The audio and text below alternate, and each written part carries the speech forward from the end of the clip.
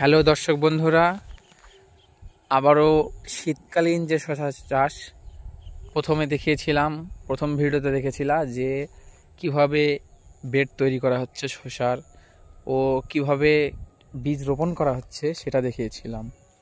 আজকে দ্বিতীয় ভিডিও এটা আমার শীতকালে শশা চাষের।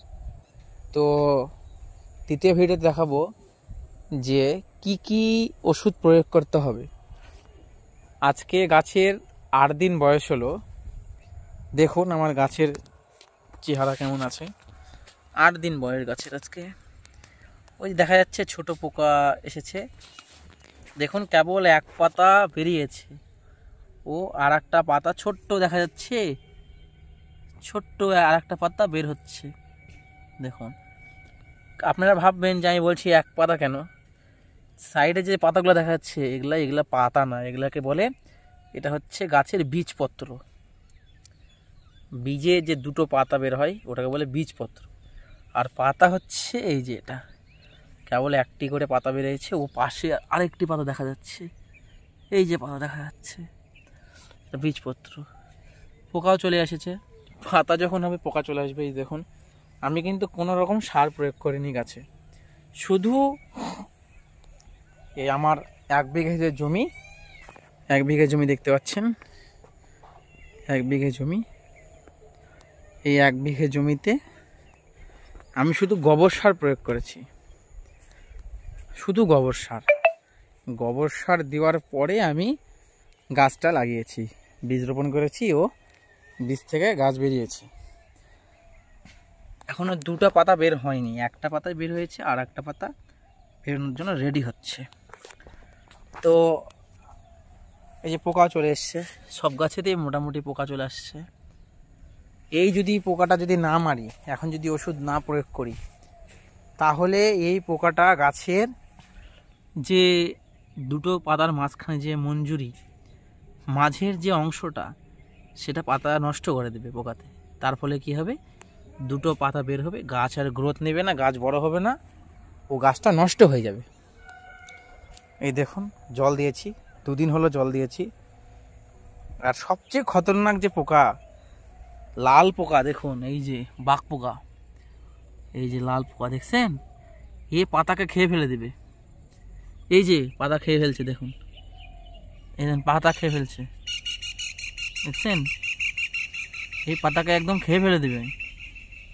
এই পোকাকে মারতেই হবে। দেখুন, তো এই অনেক ধরনের ছোট ছোট পোকা চলে আসছে। তো গাছের গ্রোথ মোটামুটি ভালোই আছে আমার। আজকে 8 দিন হলো, আর 8 দিন যাবে, আজকে ওষুধ দিব ও 5 দিন পরে আবার ওষুধ প্রয়োগ করব। তো 5 দিন পরে কি ওষুধ প্রয়োগ করব সেটা আপনাদেরকে তো অবশ্যই দেখাবো, প্রতিটা ভিডিও পাবেন। এই শীতের শশার পুরা চাষ পদ্ধতি আমি আপনাদেরকে দেখিয়ে দেব। আমার সমস্ত ভিডিওগুলো ফলো করবেন, তাহলে একদম শীতকালে যে শশা চাষ আপনারাও শিখে যাবেন ও আপনারাও করতে পারবেন। মোটামুটি 15 দিন যখন বয়স হবে, 15-16 দিন, তখন আমি গাছে সার প্রয়োগ করব ও চাপান দেব। কি কি সার প্রয়োগ করব সেটা আপনাদেরকে অবশ্যই আমি দেখাবো, প্রতিটা পার্ট আপনাদেরকে দেখাবো, যাতে আপনারা শস্য চাষ করতে পারেন। বাজার মূল্য এখন ভালোই, শীতকাল হোক, তাও আমাদের এখানে বাজার এখন মোটামুটি 40-50 টাকা বাজার। এবার আপনাদেরকে দেখাবো কি কি আমি ওষুধ প্রয়োগ করব। ওই ড্রাম নিয়ে চলে এসেছি 16 লিটারের। যে ওষুধটা পোকা যে দেখতে পাচ্ছেন, ছোট ছোট পোকা, লাল পোকা, এই পোকাটাকে মারার জন্য যে ওষুধ প্রয়োগ করব সেটা দেখুন। এখন গাছ তো ছোট, বেশি পাওয়ারফুল ওষুধ প্রয়োগ করা যাবে না, তাহলে কী হবে, গাছের পাতাটা নষ্ট হয়ে গাছটা নষ্ট হয়ে যাবে। দেখুন, প্রথমে দিবেন একতারা, এটা সবাই জানে, একতারা 16 লিটার জলে একটা প্যাকেট দিলেই হয়ে যাবে। দেখুন, একতারা। তারপরে দিবেন সিড প্লাস।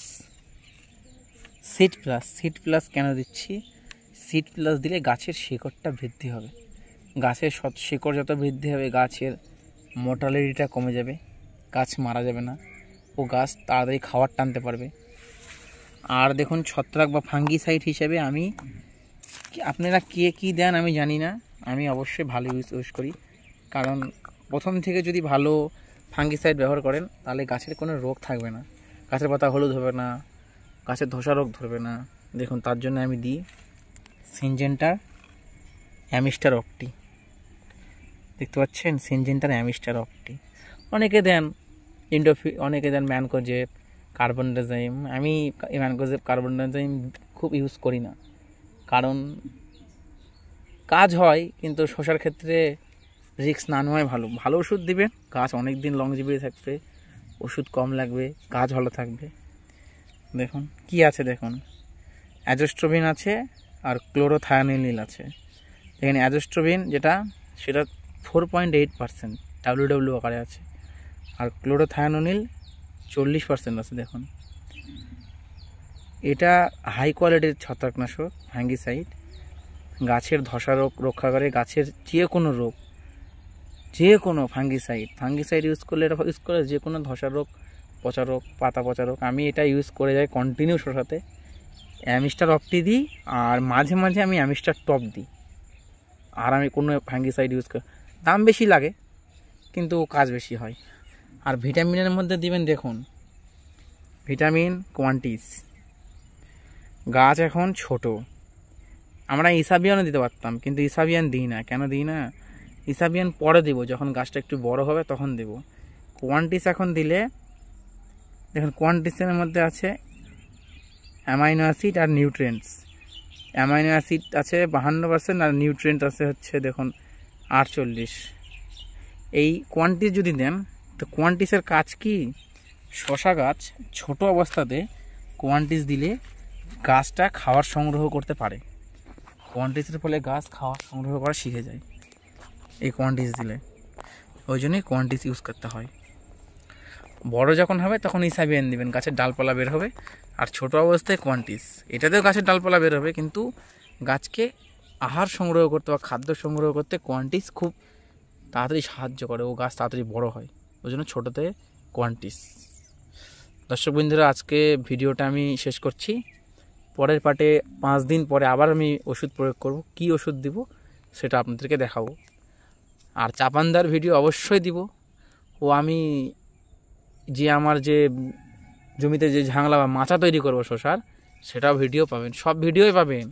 সমস্ত ভিডিও ফলো করুন, লাইক করুন, সাবস্ক্রাইব করুন। আপনাদেরকে পুরো আমি শসা চাষের ভিডিও শেখাই দেব। গোটা শীতকালীন যে শসা চাষ সেটা আপনারা পুরোপুরি শিখতে পারবেন। আজকের মতো রাখলাম।